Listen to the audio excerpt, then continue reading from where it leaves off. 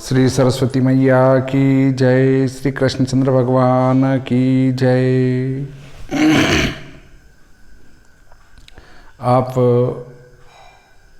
को आज एकादशी के संबंध में जानकारी दूंगा कि आने वाली एकादशी में जो विवाद है उसका वास्तविक और सही निर्णय क्या है। इस पर एक प्रश्न आया था। इसके पहले मैं एक बता देना चाहता हूँ बात कि आप मेरा वीडियो देखते हैं, अच्छी बात है। सब्सक्राइब किया है आपने चैनल, अच्छी बात है।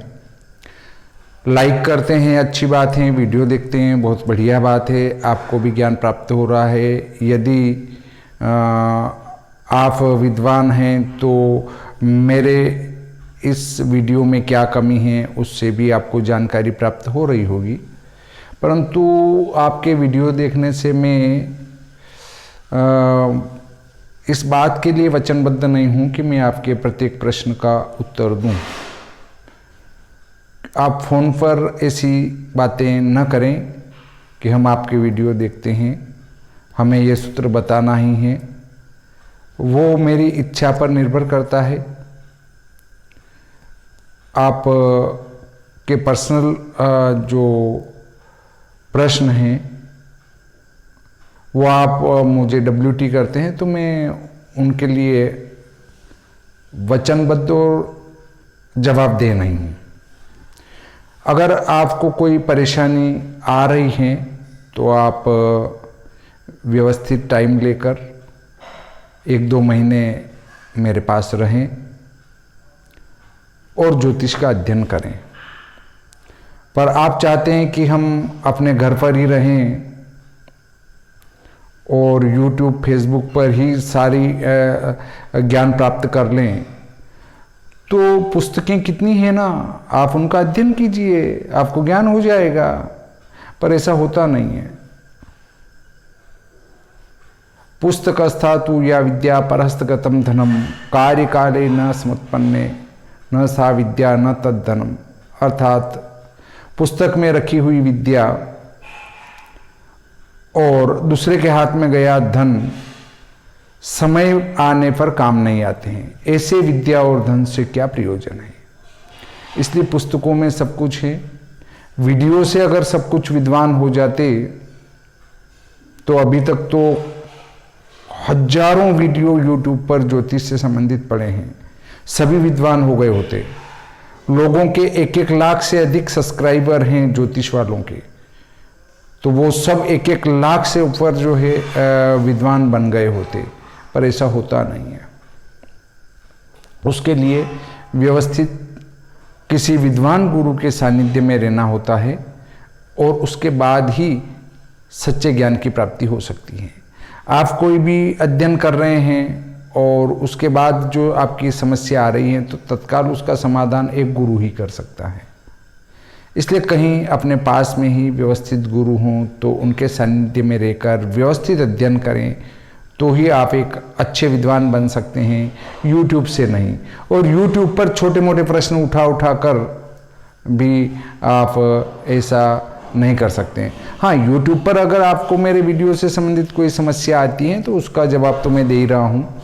आप कमेंट कर ही रहे हैं और आप मेरे से संतुष्ट भी होंगे कि जो आपने मेरे वीडियो पर कमेंट किए हैं लगभग का उत्तर मैंने दिया है। परंतु जो आप व्हाट्सएप करके ने ऐसी बातें करें तो दुख होता है। भैया आपको जो चीज़ चाहिए थी हमने दे दी, अब आप सूत्र भी बताओ, वो भी करो, वो भी करो। हम आपका YouTube वीडियो देखते हैं ना, वो उससे मतलब नहीं है। अब हम आज सीधे आते हैं एकादशी व्रत निर्णय। एकादशी व्रत निर्णय। कौन सी एकादशी? आषाढ़ कृष्ण पक्ष एकादशी। इसमें विवाद आ रहा है कि ये 16/6/20 को हो या 17/6/20 को किस दिन हो? तो देखिए, ये श्री भादौ माता पंचांग है, दिख रहा होगा आपको। इसमें पृष्ठ क्रमांक 28 पर स्पष्ट रूपेण लिखा है, एकादशी का व्रत 17 जून को होगा। 17 जून को सभी का एकादशी व्रत है। सभी से अर्थ है स्मार्त, वैष्णव, निम्बार्क। 16 को क्यों नहीं? अब आप देखेंगे कि 16 तारीख को 16/6/20 16/6/20 को प्रातः 5:46 पर दशमी तिथि समाप्त हो रही है। अब जहां पर 5:46 के पहले सूर्योदय है, वहां पर दशमी 2 होगी। दशमी 2 कैसे होगी? दशमी है सोमवार को 15/6/20 को दशमी है 5:46 तक। 5:46 का अर्थ है दूसरे दिन, रात्रि शेष। रात्रि शेष का अर्थ है कि दूसरे दिन 16 के सूर्योदय तक। तो इसके पहले जहां सूर्योदय हो जाएगा, वहां दशमी इस दिन भी रहेगी और 16/6 को भी रहेगी। परंतु जहां पर इसके बाद सूर्योदय होगा, तो वहां पर 16/6 को भी एकादशी होगी, 17/6 को भी एकादशी होगी। अर्थात मैं आपको एक स्पष्ट एरिया बता देता हूं कि जैसे हमारा ये भारत है और इसमें ये हमारा नीमच मध्य प्रदेश है,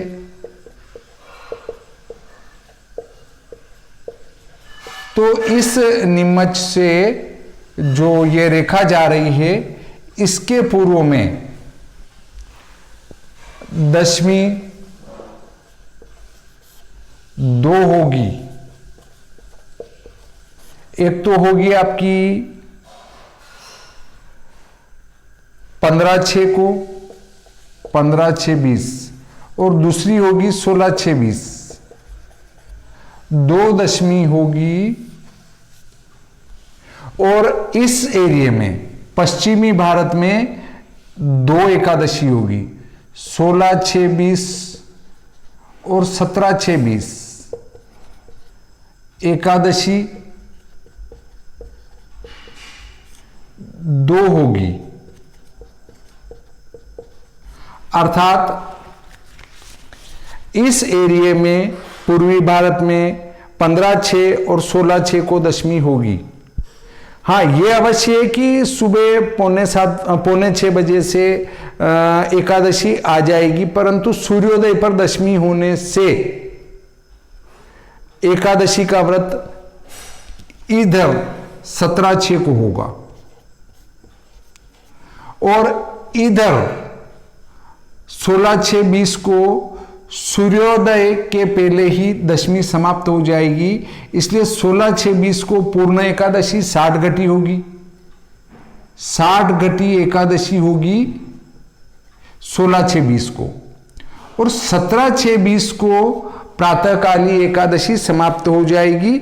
वो एकादशी 7:55 पर समाप्त होगी। 17/6 को 7:55 पर, इधर भी 17/6 को भी 7:55 पर समाप्त होगी। अब आप देखें कि 2 दशमी हो गई तो उसमें व्रत होगा ही नहीं, 17/6 को होगा। यहां कोई चक्कर है नहीं है। यहां चक्कर है कि 16/6/20 को 60 घटी एकादशी है और 17/6/20 को दूसरे सूर्योदय पर स्पर्श कर रही हैं। यहां यह विधान बताया जाता है शास्त्रों में कि 60 घटी वाली एकादशी का व्रत नहीं किया जावे। 60 घटी वाली एकादशी है और दूसरे दिन थोड़ी सी है, तो वह दूसरे दिन वाली एकादशी का व्रत ही करें। इसलिए पश्चिमी भारत में और पूर्वी भारत में दोनों तरफ 17-6-20 को एकादशी का व्रत होगा। अब 60 घटी से अधिक एकादशी हैं, अर्थात माना सोमवार को एकादशी 60 घटी हैं और मंगलवार को एकादशी है वो 1 घटी है, तो एकादशी का व्रत मंगलवार को होगा। परंतु एक बात और आ जाती है कि यदि द्वादशी का क्षय हो जाए, द्वादशी भी मंगलवार को ही है, द्वादशी मंगलवार को है, तो वो हो सकती है 59 घटी 10 पल हो या 50 पल हो, ये लिख देते हैं। तो यहां द्वादशी क्षय हो गई, एकादशी और द्वादशी का योग हो गया, तो वो एकादशी का व्रत फिर सोमवार को होगा। परंतु यहां पर हम देखें तो एकादशी के दूसरे दिन द्वादशी है, एकादशी के दूसरे दिन द्वादशी चाहे 1 पल हो, परंतु सूर्योदय में द्वादशी होना चाहिए, अर्थात बुधवार को चाहे 1 पल द्वादशी है तो व्रत एकादशी का मंगलवार को होगा। परंतु यदि द्वादशी क्षय हो गई, एकादशी की वृद्धि और द्वादशी का क्षय हो जाता है, तो व्रत सोमवार को होगा। और यदि द्वादशी का क्षय नहीं होता है और एकादशी की वृद्धि है, तो व्रत दूसरे दिन अर्थात 60 घटी के दूसरे दिन जो भी वार हो उस दिन एकादशी का व्रत होगा। इसी नियम को ध्यान में रखते हुए यहां द्वादशी का क्षय नहीं हो रहा है, इसलिए 60 घटी वाली एकादशी का व्रत नहीं करेंगे और 17-6-20 को जो प्रातः काल में थोड़ी सी है उसका व्रत करेंगे। थोड़ी सी से अर्थ क्या है? थोड़ी सी का अर्थ है 5 घटी 22 पल के लगभग निमच में है। 5 घटी के लगभग अगर निमच में एकादशी मतलब 17 को मिल रही है, 17/6 को 5 घटी के लगभग मिल रही हैं, तो हम 17/6/2020 को ही एकादशी का व्रत करेंगे। यदि हम इस पर अध्ययन करें कि वास्तविक रूप से एकादशी पूरे भारत में कोई समस्या आ रही है क्या, तो संपूर्ण भारत में एकादशी को लेकर किसी प्रकार का कोई भ्रम और कोई समस्या उत्पन्न नहीं हो रही है। क्यों नहीं हो रही हैं? क्योंकि यहां पर 2 दशमी है तो एकादशी 17/6 को है, कोई दिक्कत नहीं है। यहां पर 2 एकादशी हैं तो दूसरी एकादशी में व्रत होगा, वो भी 17/6 को होगा। अर्थात संपूर्ण भारत में ये स्पष्ट है कि आषाढ़ कृष्ण पक्ष की जो एकादशी है, जिसका कि नाम है हमारी योगिनी एकादशी, तो योगिनी एकादशी का व्रत संपूर्ण भारत में 17/6/2020 को ही होगा। अब एक बात जरूर आती है कि जहां पर दशमी उदय में है और एकादशी आ गई तो दूसरे दिन वाली एकादशी में व्रत होगा, तो यहां भी स्मार्त वैष्णव और निम्बार्क का कोई भेद नहीं आ रहा है। और यहां भी स्मार्त दूसरी वाली कर रहे हैं, तो वैष्णव और निम्बार्क तो ऑलरेडी दूसरी वाली ही करेंगे, इसलिए यहां भी स्मार्त वैष्णव निम्बार्क का कोई मतभेद उत्पन्न नहीं हो रहा है। इससे स्मार्त मैं पूरा लिख देता हूं, 17/6/2020 योगिनी एकादशी का व्रत, एकादशी का व्रत स्मार्त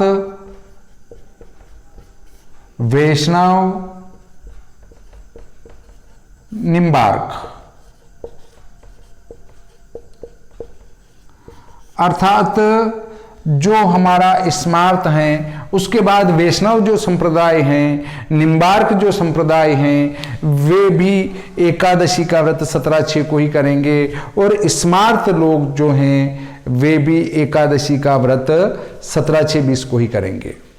इसमें कुछ व्यक्ति अपने आप को वैष्णव कहते हैं, वैष्णव नहीं हैं। पंचदेवोपासक जितने भी हैं वे सब स्मार्त हैं। और कोई ब्राह्मण कहता है मैं वैष्णव हूं तो वो गलती करता है, क्योंकि ब्राह्मण पंचदेवोपासक हैं। अब आप कहेंगे ब्राह्मण पंचदेवोपासक कैसे हैं? ब्राह्मण पूजा पाठ करने जाते हैं तो उनको विष्णु भगवान का भी पूजन करवानी होती है। इधर आप देखें तो हमारी देवी माँ की पूजा भी, सूर्य भगवान की पूजा भी, तो आप सबकी आराधना कर रहे हैं। और जब पंचदेवोपासक है तो अपने आप को वैष्णव क्यों कहते हैं? मेरे पिताजी वैष्णव थे सब। अरे काहे के पिताजी वैष्णव थे? तुम ब्राह्मण हो, स्मार्त हो, सनातन धर्मावलंबी हो, वैष्णव नहीं। तो कोई ब्राह्मण अपने आप को अगर कहता भी है तो हाँ कर लो, बाकी विवादग्रस्त नहीं होना। पर यहाँ पर ये स्मार्त वैष्णव का भेद नहीं आने से 17/6/2020 को सभी व्यक्ति तीनों हमारे स्मार्त और दोनों जो संप्रदाय बचे हैं वे सब 17/6/20 को एकादशी का व्रत करेंगे। यदि इस एकादशी से संबंधित आपका कोई प्रश्न उत्पन्न होता हो, निसंकोच कमेंट बॉक्स में जाएं और कमेंट करें, परंतु व्हाट्सएप पर कमेंट करने नहीं आए। आपकी समस्या वीडियो से संबंधित है वहीं पर कमेंट करें, ताकि दूसरे जो वीडियो देखने वाले हैं उनको भी कुछ सीखना मिले और आपको भी कुछ सीखना मिले। और यदि आप विद्वान हैं और तो मुझे भी कुछ सीखना मिलेगा। तो आप निश्चित कमेंट करेंगे, लाइक भी करेंगे, डिसलाइक भी करेंगे और सब्सक्राइब भी करेंगे, बेल आइकन भी दबाएंगे। इसी आशा के साथ आज का ये प्रकरण संपूर्ण होता है। श्री सरस्वती मैया की जय, श्री कृष्णचंद्र भगवान की जय।